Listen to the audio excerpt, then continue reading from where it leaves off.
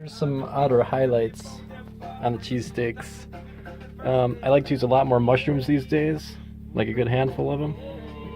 And you also have to chop the meat extremely thin.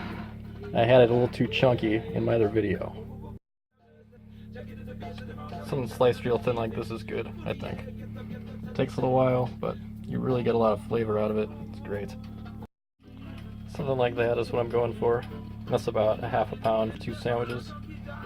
And yeah, those are serrano peppers. They were out of jalapenos. And I also like to throw some salt and pepper on there first before I throw it on the grill. Let it sit for a few minutes. And these are also good to throw on there afterwards. These mild pepper rings. They're banana peppers. I also like to toss on some sliced olives too. And yeah. Other notes, I also like to throw the mayo on first. It makes it easier because you're throwing the bread onto the grill, and it gets cheese all stuck to the bread, so it's better to mayo it first. And then I think 2.5 pieces of cheese are the right amount. And yeah, that is Jimmy John's bread, by the way. As I throw this meat on here, I figured I'd mention that I figure it's better to throw the onions on after you start cooking the meat. And what else was I gonna say? Oh yeah, you throw the mushrooms on after the onions, of course.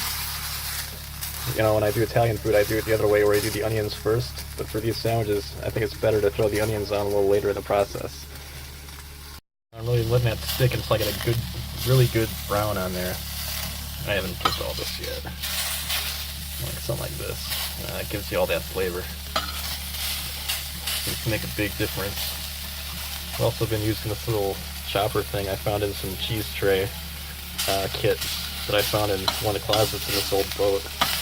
And it's been nice to be able to get in here and just really chop it up while I'm cooking it, because it's nice and sharp. Yeah.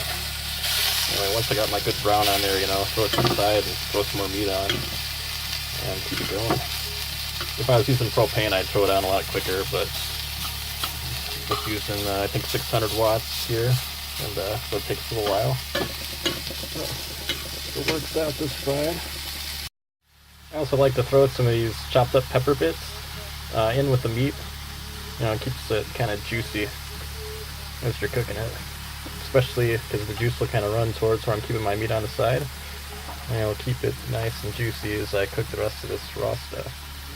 My meat is now cooked, and I'm going to throw my onion on there. That's right on the top, and I just chop this up quick, and I'll chop it a bunch more while it's in the pan here. That's an entire onion, and it's probably a little over a half pound of meat. And then of course I'll throw in this handful of mushrooms in a few minutes. It seemed like a lot of onions at first, but once you really chop them up a bunch, you realize it wasn't really that much because they cook down a lot. But when I throw my handful of mushrooms in here, it'll again look like a whole pile of food. And it takes a lot of chopping to get it down to a small enough size to get on those 2 sandwiches, I'll tell you that much. And I also, these days, just like to chuck the whole handful of mushrooms on there, and then just chop them up in the pan, because you're doing a lot of chopping anyway, so you might as well just do it all in the pan at this point, I figure. So as you can see with the mushrooms in there, it looks like a whole lot of food again. And it is a pretty good pile, but you really do have to chop a whole bunch to get to get all fit together neatly enough to get on those 2 sandwiches. But I'm always looking at it at some point like, man, how am I going to get all that on there? But it all cooks down. It'll all fit. So after enough chopping and cooking, I got something that's about the right size where when I cut in half, it'll fit on those 2 sandwiches. And it's funny because, with enough cooking and chopping, you could probably take the whole state of Israel and fit into a spot as big as Palestine. Except for the Temple Mount, of course. You're never getting that again.